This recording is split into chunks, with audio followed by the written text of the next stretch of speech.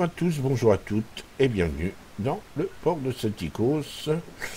Bienvenue à l'Émile Bertin, et bienvenue à d'autres navires. Aujourd'hui, c'est deux batailles, alors une un petit peu particulière, parce que je vais retenter l'expérience de faire une bataille croisée, un crossover, entre deux personnes qui ont monté une division, et qui m'ont envoyé toutes deux le même replay. Donc je vais essayer de croiser un petit peu pour qu'on ait une vue des deux, de la même bataille, mais vue par les deux protagonistes en croisant, hein, pour pas forcément faire la bataille, les deux batailles l'une derrière l'autre, mais les deux batailles qui se croisent, qui se chevauchent, mettre les temps forts de l'un pendant les temps faibles de l'autre.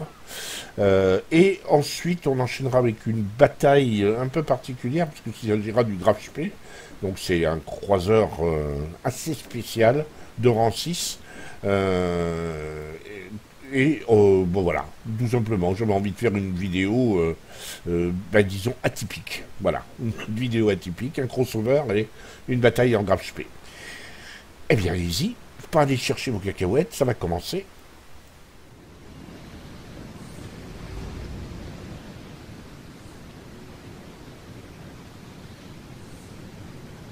Allez, on est parti. Donc on est avec la mini Black Ops qui est sur son Émile Bertin. Et nous sommes sur la carte Salomon Island, île Salomon, en capture de base. Il est en division avec Falco, qui est juste à côté de lui, dans son Omaha. Et voilà, on le voit, il le regarde. Et c'est parti. Ah, il est plutôt sur la gauche. Là, il regarde, il y a un Naruna, un Congo de la famille des ARP, qui annonce son tournée. Donc il est déjà en bataille, mais il prend son temps. Regardez où la majeure partie d'équipe va se disperser, de se dispatcher même.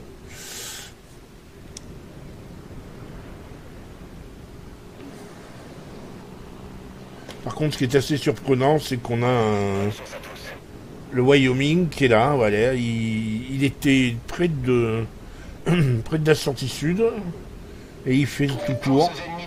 Bizarrement, il va pas aider les croiseurs. Il repart vers le centre. Encore quelqu'un qui a l'esprit stratégique d'une huître, on va dire.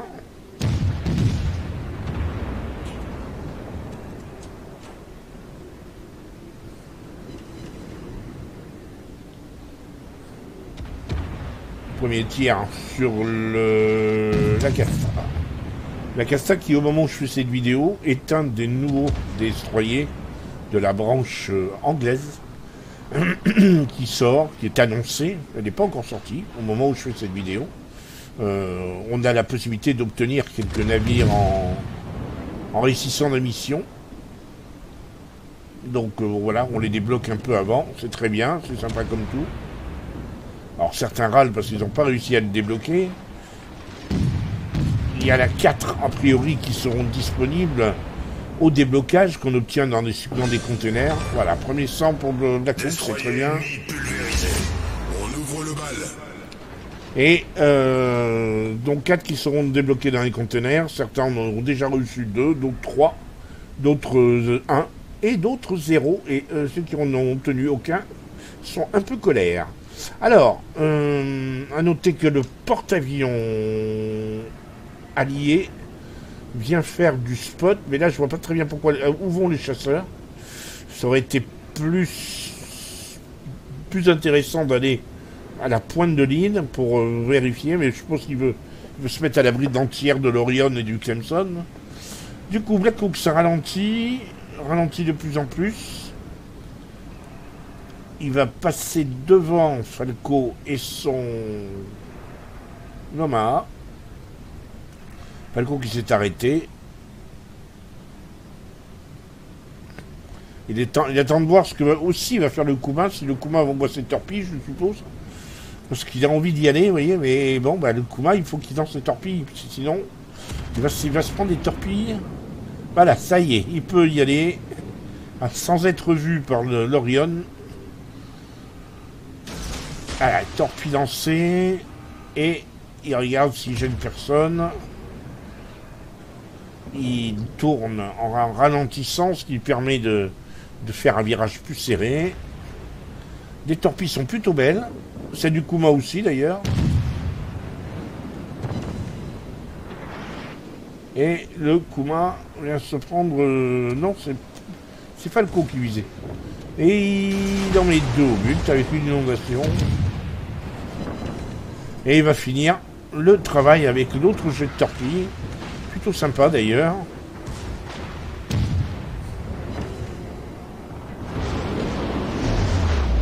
Ouais, c'est bien. Et une torpille suffira. Voilà, il fait son deuxième kill. Au moment précis où je parle et où il fait son deuxième kill, ben c'est lui qui a fait les 100% des kills de son équipe. Bravo à lui. Les choses vont vite changer, je suppose, mais pour l'instant, petite savoure. Son équipe a fait 2 kills, c'est lui qui les a fait.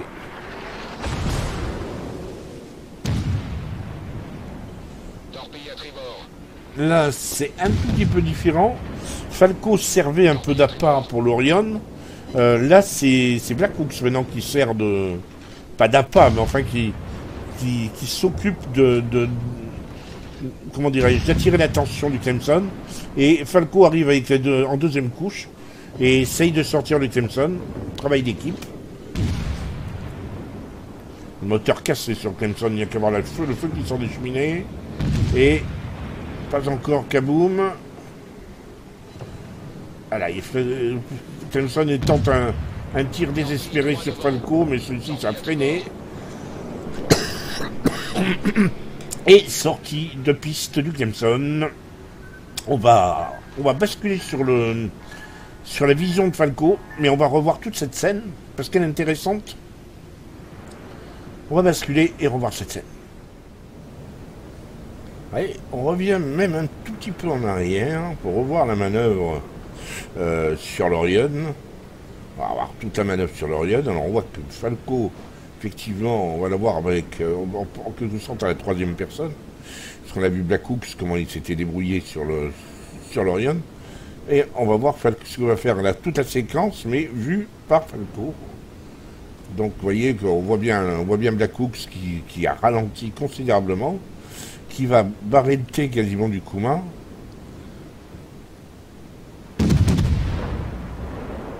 Et voilà, le Kuma lance ses torpilles, Black Hooks passe devant maintenant, il n'y a plus de danger, il gêne pas le Kuma, et il va aller chercher la position qui va lui permettre de mettre des torpilles.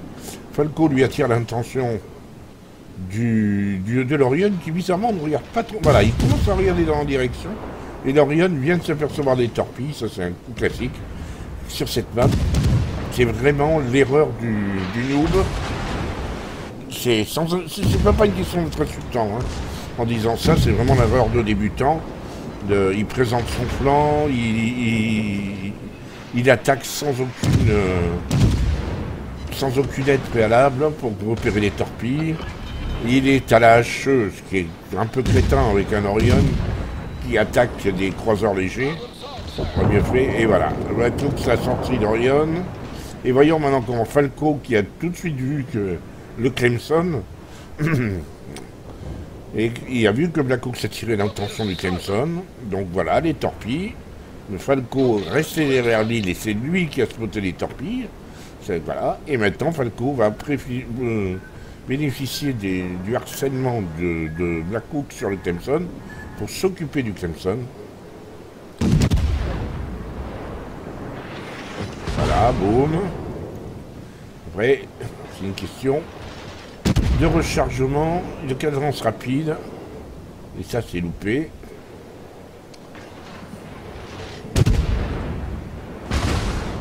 Vous voyez, il s'efforce de tirer avec le maximum d'obus en même temps, d'envoyer une salve complète. Bon, allez, il n'y aura pas de tir à l'aveugle. Voilà. Et comme ça, ils sont à 3 kills, 1 sur 5. Et bientôt sur 6. Bon, là, on a contourné la base. Qu'est-ce qu'ils vont faire? Est-ce qu'ils vont aller la rusher, la base ennemie? Ou est-ce qu'ils vont... Ah, il y a peut-être moyen d'aller chercher le porte-avions. Le porte-avions qui a envoyé un petit peu tard des renforts. De se servir de ces torpilleurs pour faire du spot. Il n'y a plus que ça. Est-ce que les Milbertins n'auraient pas intérêt à rester dans la smoke pour éviter d'attirer l'attention? On va voir. Non, lui, il va franco. Il traverse la smoke. Il n'est pas... Non. D'autant qu'il reste 45 secondes. Voilà. Les torpilles, là de lancer, ou plutôt lancer sur Falco qui va les éviter. Falco qui a un joli pas de danse. Très élégant. Maintenant on va pouvoir s'attaquer à l'Emerald. Et le premier à tirer dessus, c'est Falco. Il déteste l'Emerald, c'est normal.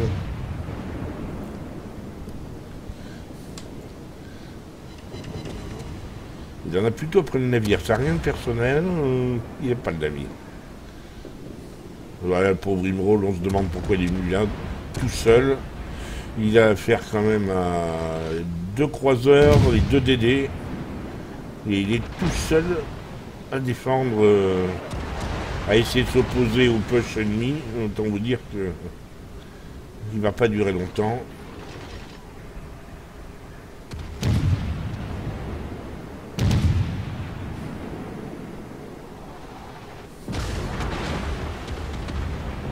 Ouais, Kongu qui s'y met aussi, hein, Kongu qui arrive.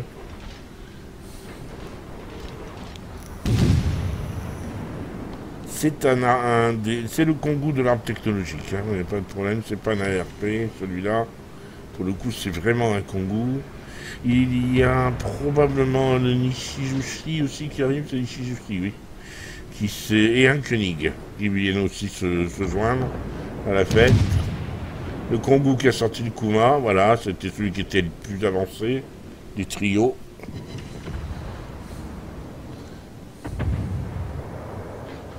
Et visiblement, il va se mettre sur les Milbertins, dans la manière dont il le regarde au travers.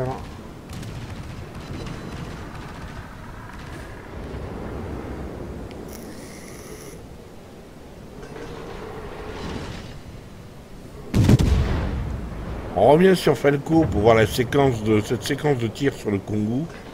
Il est idéalement placé pour flanquer des chouquettes au Kongu.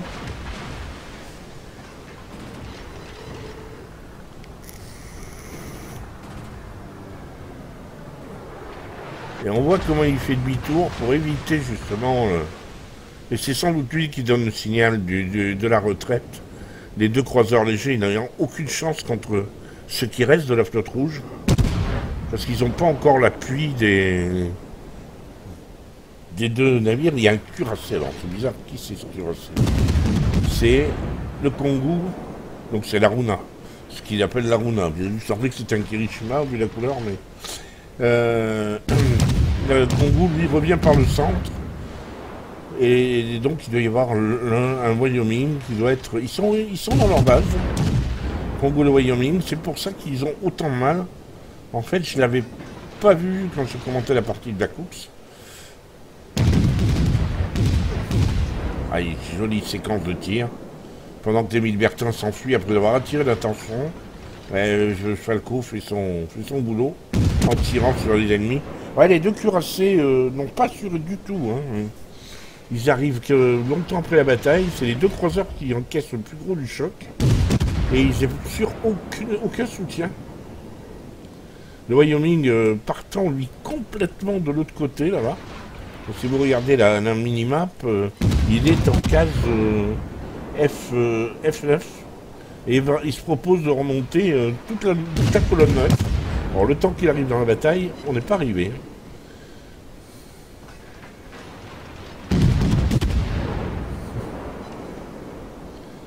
Vous voyez, Falco qui va essayer d'éviter la charge de Nishijushi. Ouais, il commence à lui tirer dessus tout ça, ça y est.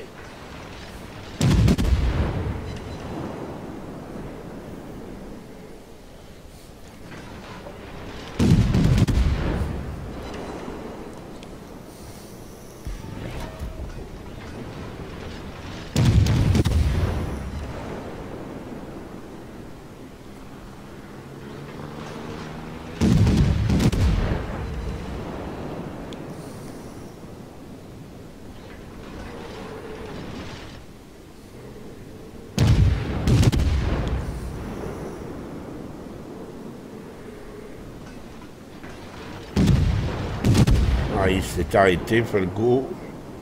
Et il va sniper derrière son morceau de... la pointe de l'île, là, derrière la presqu'île. Est-ce qu'il est à l'abri?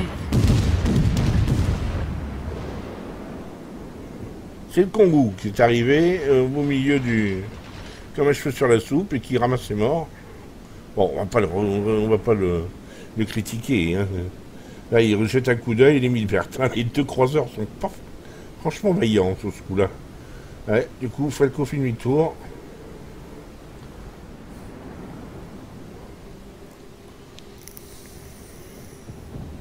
Falco, on va le voir sur la map. Voilà, Falco, lui, repart directement derrière l'île. Il recule. Ils prennent toute la flotte ennemie. C'est ce qu'il faut faire. Hein. Le mieux, ce serait que Black Hawk arrive de tirer parce qu'il ne reste plus beaucoup de vie et qu'il lui tire dessus parce qu'il le voit. Vous me direz, Falco aussi tire. Hein.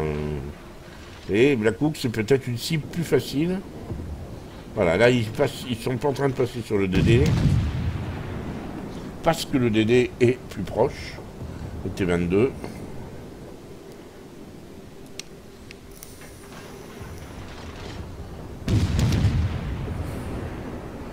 C'est bien les obus HE de l'Omaha qu'on voit sur l'Ishizushi. Le Congo est sorti, l'Ishizushi. Voilà, alors là, maintenant, ça va donner un coup de... un sérieux coup au moral des rouges. Du coup, c'était l'Ishizushi qui était le plus proche. Il n'y a plus de raison de passer derrière l'île, de repartir. Au contraire, Librol a sorti à la torpille de Grameliachi. C'est pas mal. Librol se débrouille pas si mal que ça. Hein.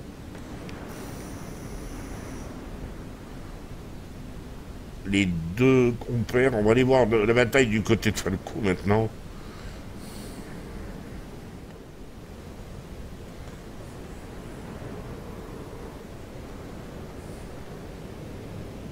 Et les deux croiseurs repartent un petit peu.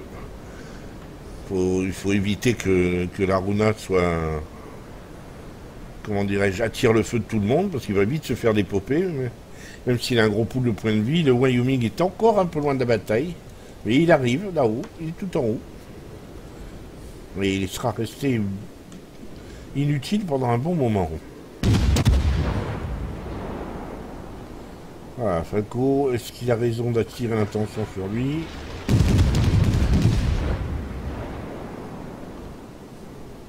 Attention au tir du Koenig là-bas. En même temps, je ferai pas mieux. Hein. J'essaierai moi aussi d'aspecter le Kongu. Faut le sortir. Il est très low life. Voilà, un incendie pour Falco, c'est bien. Et ben voilà. Bravo, Falco. Il a fait son kill. Bah, c'est son second kill quand même, hein. Accessoirement.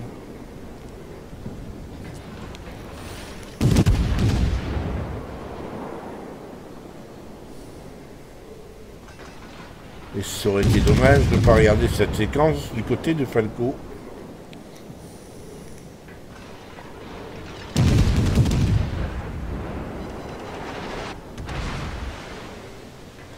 Oups, on va passer loin ça. Et Falco qui repart derrière son île.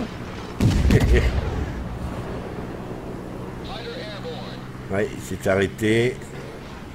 Il va s'arrêter. Il s'arrête. Il reprend sa position de snipe de tout à l'heure.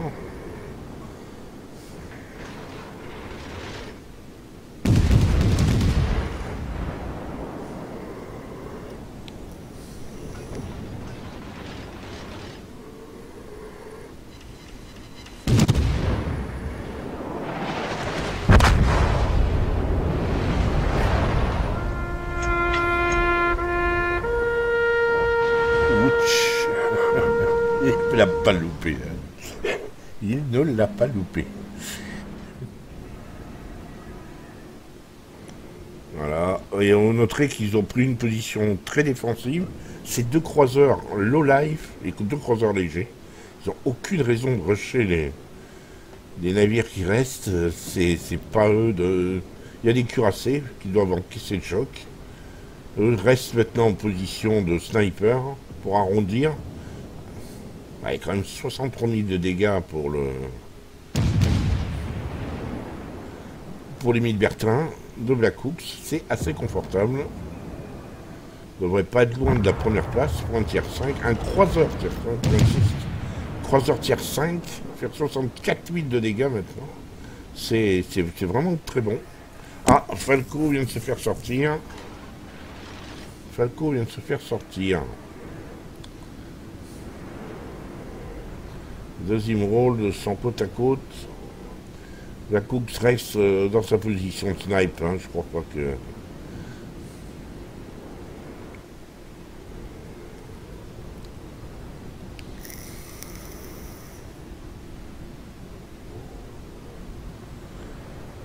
Je crois pas qu'il ait intérêt à se rapprocher. D'autant qu'il est du côté où se trouvent les deux émeraudes de Koenig. Hein. Donc s'il se fait voir, et vous voyez qu'il tire plus, parce qu'il a vu que les canons du Koenig étaient tournés vers lui, vers probablement sa position. Voilà, là il a tourné les Koenig. En plus il est vu, l'émeraude ne doit plus être très très loin. L'autre émeraude ne doit pas être très très loin. Donc là il peut tirer bien sûr sur le Koenig. Voilà, il lui remet un incendie. Ça arrondit ça arrondit les dégâts qu'il fait. Hein. C'est incontestablement et le deuxième incendie. C'est ce qu'il faut faire. Il a attendu d'être sûr que le Koenig ne le regarderait pas. Et il agit avec beaucoup de lucidité. Parfait. Il s'est même arrêté. Attention, Koenig tourne.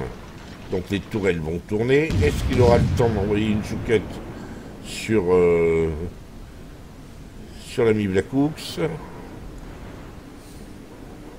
Il a arrêté ses deux incendies et il a le temps d'essayer de lui mettre une chouquette. Il a intérêt à tourner très vite. Youch! C'est pas passé loin. Il lui remet un incendie. Oh, ça c'était... C'est un obus qui aurait dû l'éliminer, ça. Il a eu de la chance dans son malheur. Et il a remis un incendie. Ce qui fait qu'il va sortir probablement le Koenig à l'incendie. Non, le Koenig est en train de healer. Et lui envoie une nouvelle salve. Voilà, et il se fait sortir. Et c'était évident. Il a réussi à le choper. La partie est loin d'être gagnée. Hein. Le porte-avions qui est là-bas au fond est assez loin de la bataille. Je ne sais même pas s'il lui reste des avions d'ailleurs. Résultat, ça va un petit peu dépendre d'un Congo et d'un Wyoming, cette bataille. Maintenant, c'est l'ARP. Là, c'est le Kirishima. Ceci dit, voilà, le Koenig et le rôle de navires coup sur court qui sont sortis. Ça, il n'y a plus de suspense. Le Kirishima devrait sortir l'émeraude. Ah, il tire tourelle par tourelle, c'est curieux. Pourquoi pas?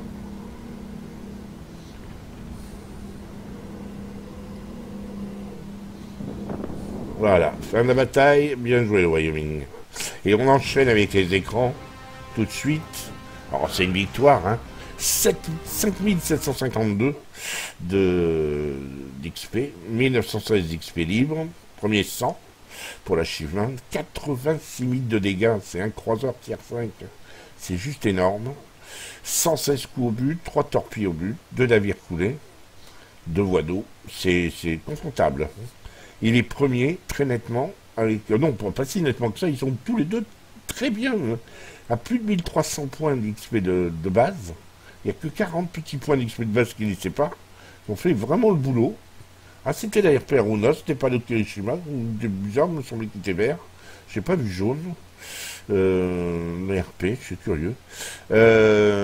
En termes de dégâts, donc 27 000 sur un Orion, 3 000 sur un Acasta. Ça, c'est les deux navires qu'il a coulés. 25 000 sur un Koenig, 8 000 sur le Shijushi, 7 000 sur un Kangoo. Il a parcouru 78 km sur une petite map, c'est beaucoup hein, en termes de kilomètres.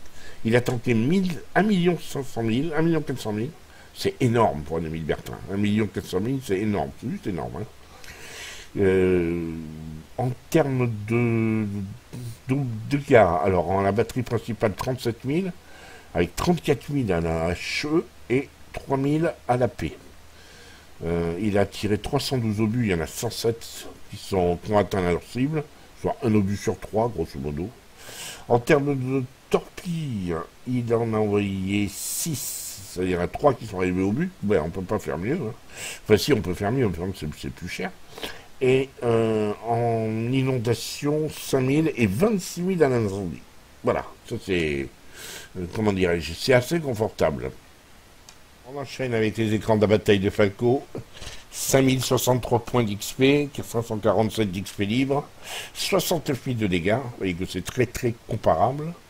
Donc second, 1323. Il a parcouru 55 km, il a tanké pour 722 000.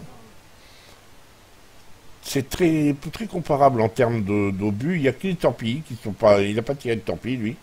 378 obus HE, 109 sont arrivés, donc à peu près le même ratio, d'un peu plus de 2 pour 3. 35 000 de dégâts à la HE, 3 900 en dégâts à la P, et 29 000 de dégâts à l'incendie. Voilà pour les écrans de Falco.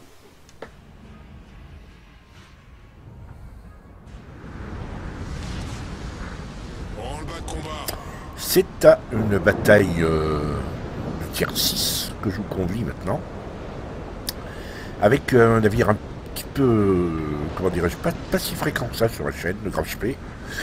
Alors le Graf Spee, c'est bien sûr un croiseur de rang 6 allemand, la particularité d'avoir 2 tourelles triples, une à l'avant, une à l'arrière, ce qui complique un tout petit peu son travail. Surtout quand il veut faire une salve complète, parce qu'il faut qu'à défaut de se mettre broadside, en tout cas, qu'il se mette un tout petit peu plus, un petit peu moins anglais que ce qui est nécessaire. C'est un navire que j'aime beaucoup, mais que je joue pas souvent, pour la bonne et simple raison que je l'aime beaucoup parce qu'il a certes une faiblesse en termes de possibilités de canon, deux tourelles triples, c'est quand même assez compliqué à gérer, surtout quand on est un croiseur, on n'est pas un cuirassé, je le rappelle. Mais j'aime beaucoup ces torpilles et l'angle de lancement de ces torpilles. Il y a moyen de faire des trucs assez sympas. Nous sommes sur la map voisin, nous sommes donc face à du tier 6, Bayern. Il va y avoir du La Galissonnière, du Nuremberg, un autre Graf Spee en face de lui. Farragut, Gaëdé et T61. T61 qui, au moment où je fais cette vidéo, est un tout nouveau premium allemand, un DD de tier 6 qui sort. On le verra probablement tôt ou tard sur la chaîne. J'ai l'intention de l'acquérir, mais pour l'instant, on va s'intéresser à ce que fait Thomas, puisque c'est Thomas qui m'a fourni ce replay. Alors, pour ceux qui ont l'œil, Thomas est sur le HSF Graf Spee. Le HSF Graf Spee n'est rien d'autre que le Graf Spee premium du jeu, mais c'est un autre Graf Spee dans le sens où il est inspiré d'un animé japonais, mais pour ce qui est des capacités techniques, c'est exactement le même. Il a juste un commandant, comment dirais-je, d'animé.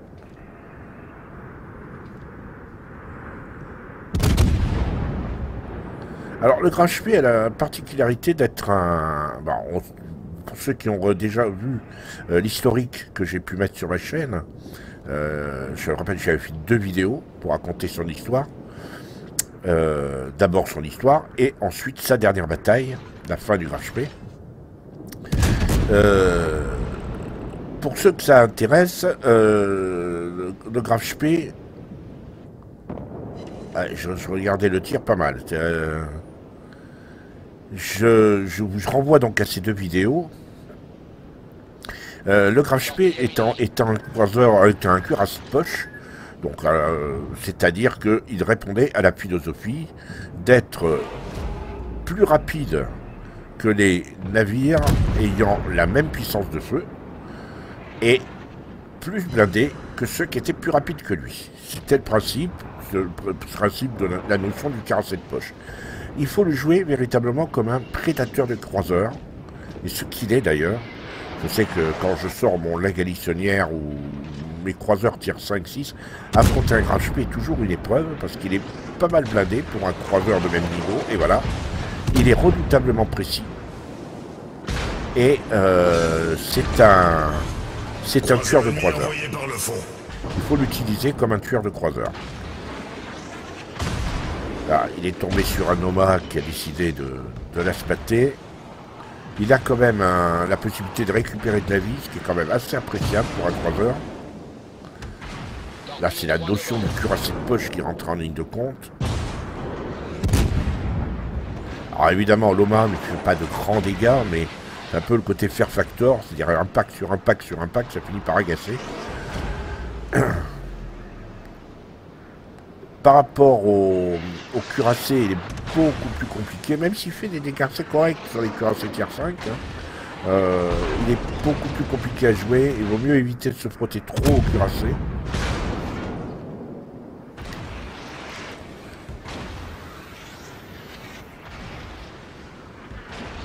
Ne serait-ce que pour éviter de prendre des coups sur comment dirais-je, sur le flanc, parce que à New York, si le New York se mettait sur lui, il me ferait très très mal.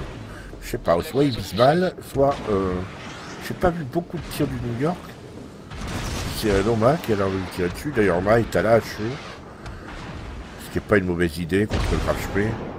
Graf Spee, comme tous les navires allemands, a tendance à prendre feu assez facilement. Il a lancé ses torpilles.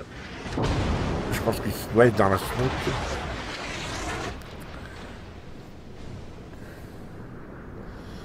Par contre, s'attaquer au Nuremberg n'est pas une mauvaise idée. Je rappelle que pour moi, c'est un tueur de croiseur, le Graf Spee, et il faut le jouer comme tel. Après, bon, contre des croiseurs rang 6, c'est faisable. Ça devient un peu plus compliqué contre des tiers 7.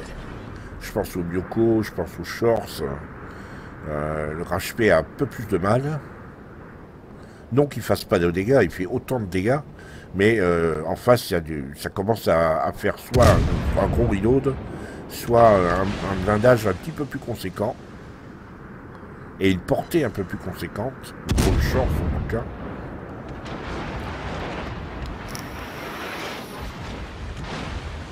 Pour l'instant, l'équipe, c'est pas si bien que ça. Ils ont lâché les deux caps.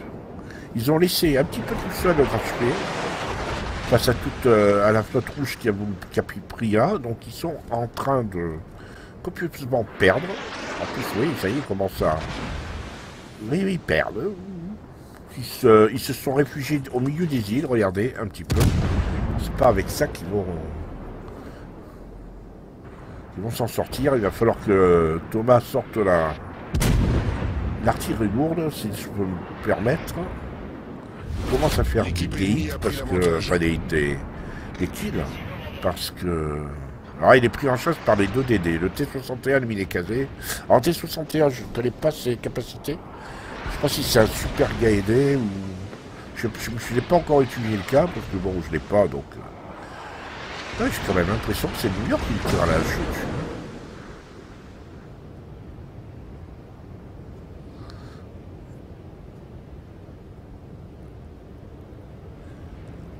Pour l'instant, bah oui, là il faut quand même qu'il se méfie parce que les deux DD lui sont sur son dos.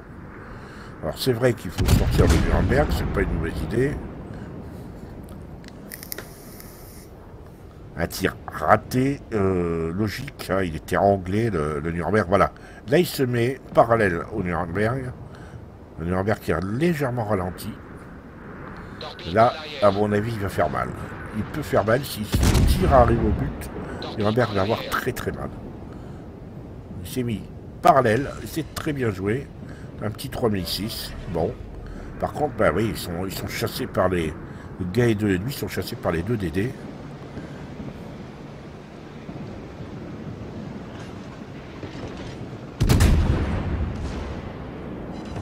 C'est un petit peu en arrière, c'est dommage. Et ils viennent de perdre Gaëdé en plus. Là, franchement, je vois pas comment ils vont s'en sortir. Parce que là, il est tout seul contre 2 DD et le Nuremberg qui a des torpilles. Sans prendre au T-61, bien raisonnable. Parce qu'il y a aussi Loma.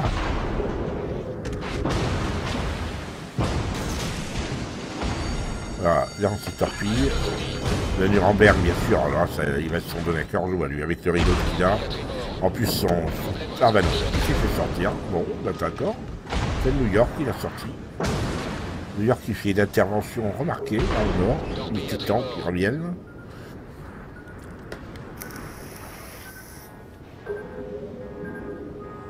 Allez, c'est la valse des torpilles, là, de T-61 et l'autre là-bas. Et ben voilà. Il a coulé le miné casé. Par contre, il s'en prend une. Il s'en prend une du T-61. Il a coulé le miné casé en tirant. Bien joué. Là, c'est vrai qu'il faut qu'il s'enfuit. Il va aller se cacher derrière les îles. On va réduire un peu la minimap. Le New York est très prudent là-haut. Hein. Il prend vraiment pas de risque.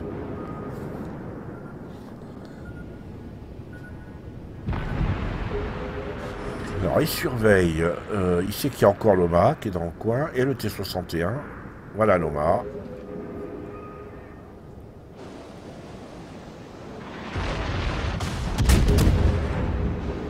Tir intelligent juste avant l'île. Voyons, il a pratiquement récupéré ses torpilles de sur ce flanc. Eh ouais, bien joué. Loma reste bien, parce que lui aussi a des torpilles. Attention, voilà les torpilles de Loma. Donc, manque de peau, il y a l'île. Eh oui, impatient.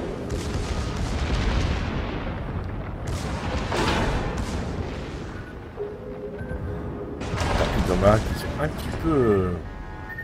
comment dirais-je, pas très discipliné. Voilà. C'est vrai que là, Loma n'aura pas raison sur un autre fight.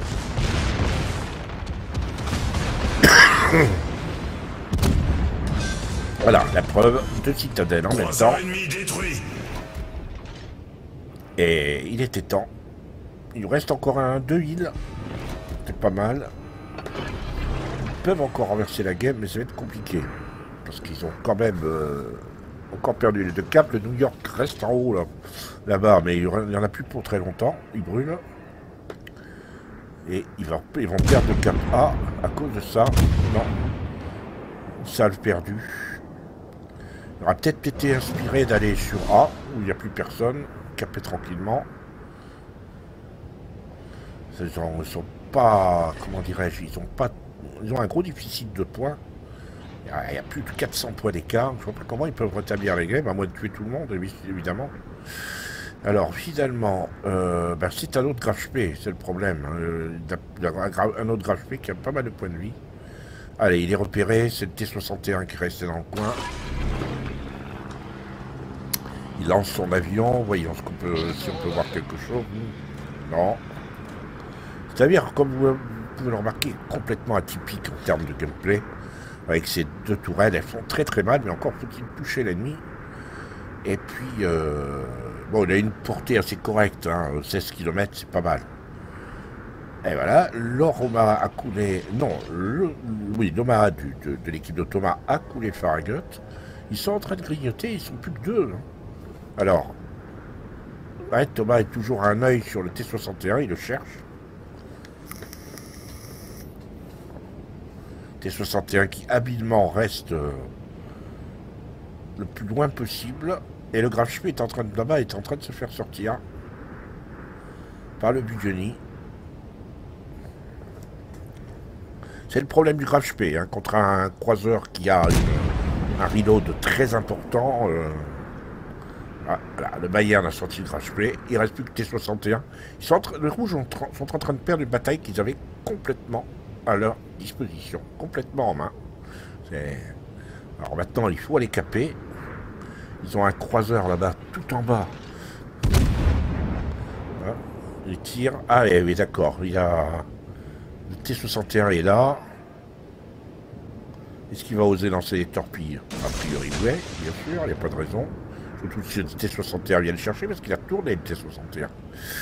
Et il va se faire surprendre par les torpilles.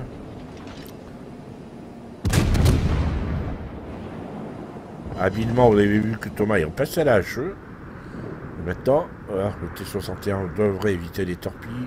Alors, sauf qu'il s'arrête dans sa smoke. Là, il va avoir une mauvaise surprise. Ah, oh, oh, oh, oh, oh, oh. Le reload, pas mal. Il risque d'être bon le reload, ça va lui permettre de se tirer. Voilà, s'il est bien, celui-là il est bon. Ouais, voilà. Bad game, ils ont bien sauvé la partie. Allez, on passe aux écrans de la bataille. Alors, je vous avais prévenu que c'était une bataille atypique, que c'était un navire atypique. Et là, on a vu une bataille et une victoire atypique, en plus. 65 000 de dégâts, 4280 points d'XP, 430 XP libre, l'achievement de frappe dévastatrice, 36 coups au but, une seule torpille à toucher avec une Wano, mais c'est la bonne, 4 navires coulés, 3 citadelles, un Aknoma il en a pris 2 déjà, un incendie, il finit premier assez nettement, devant le Budioni d'ailleurs, avec 1692 points d'XP, c'est pas mal. On regarde un peu les dégâts qu'il a fait. Alors, est-ce que j'ai... Non, j'ai pas. Il a parcouru 51 km. Il a tanké 959 000. Pas loin du million. C'est quand même correct hein, pour un croiseur. Hein. Tier 6, c'est un joli ratio. Il a tiré à la paix 105 coups. Il en a mis 34 au but. Grosso modo 1 sur 3. Il a tiré... À la hache 15 au but, il en a mis 5, 1 sur 3 pareil, 59 000 de dégâts au total, torpille 5 000 de dégâts pour une torpille au but sur 12, la batterie secondaire a fait 1200 de dégâts et comme il n'est pas premium, son commandant n'a pris que 4281 points d'XP. Voilà pour cette bataille. Voilà, on a enchaîné tout de suite le Grave HP après la bataille, la première bataille. J'espère que cette vidéo vous aura plu. J'espère que... n'hésitez pas à liker, n'hésitez pas à commenter déjà. Et si cette expérience vous intéresse, on la refera à nouveau. Maintenant, bon, ça va dépendre aussi. Il faut que je reçoive des divisions qui ont bien fonctionné. Là, il se trouve qu'elles avaient très bien fonctionné. Le Grave HP, c'est encore un peu différent, mais il faut dire que... le pilote du HP l'utilise tellement bien que je ne pouvais pas ne pas la mettre, cette bataille. Voilà, je vous dis à très bientôt, si vous le voulez bien.